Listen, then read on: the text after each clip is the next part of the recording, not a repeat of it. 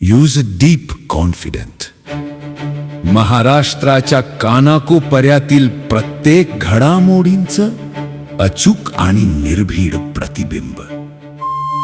ताज्या राजकारणाच्या बातम्या, शिक्षणातील बदल, गुन्हेगारीवर करडी नजर. सत्य, वेग आणि विश्वास यांचा संगम म्हणजे अजिंक्य महाराष्ट्र न्यूज.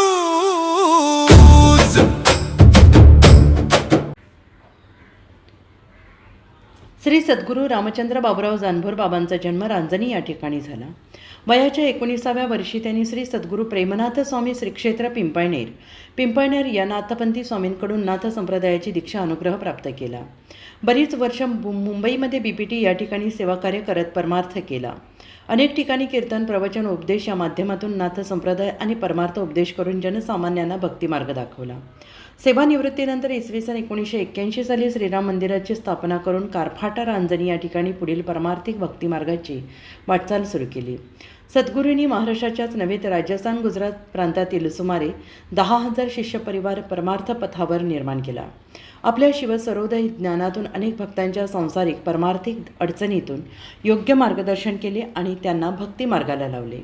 शेवटच्या श्वासापर्यंत अनेक लोकांना अनुग्रहित करून अज्ञानरूपी अंधाराकडून ज्ञानरूपी प्रकाशाकडे खऱ्या देवाची ओळख करून दिली. श्रीराम मंदिरामध्ये रामनवमी, हनुमान जयंती, गुरुपौर्णिमा, नवरात्री एकाक्षणी देवी यज्ञ, दत्त जयंती, आळंदी पंढरपूर दिंडी सोहळा, अन्नदान असे प्रत्येक वर्षी नित्यनेमाने धार्मिक कार्यक्रम होतात. अनेक भक्तांची संकटे या ठिकाणी निवारण होतात. सांसारिक तसेच परमार्थिक प्रश्न त्यांना अचूक योग्य उत्तरे गुरुकृपेने प्राप्त होतात. अजान वृक्षाचे दर्शन, मणिकर्णिका तीर्थ, पर्णकुटी, श्रीराम पंचायतन, वाल्मिकी ऋषींचे दर्शन, गोरक्षनाथ, दत्तात्रय स्वामी, पंचमुखी हनुमान, ज्ञानेश्वर महाराज तसेच देवतांचे दर्शन या ठिकाणी प्राप्त होते. वय वर्ष 106 असलेल्या नाथपंथाचे आधारवड असलेल्या सद्गुरूंची शके 1948 मिती चैत्र कृष्ण त्रयोदशी बुधवार दिनांक 15 एप्रिल 2026 रोजी पहाटे ब्रह्ममुहूर्तावर प्राणज्योत अनंतामध्ये विलीन झाली.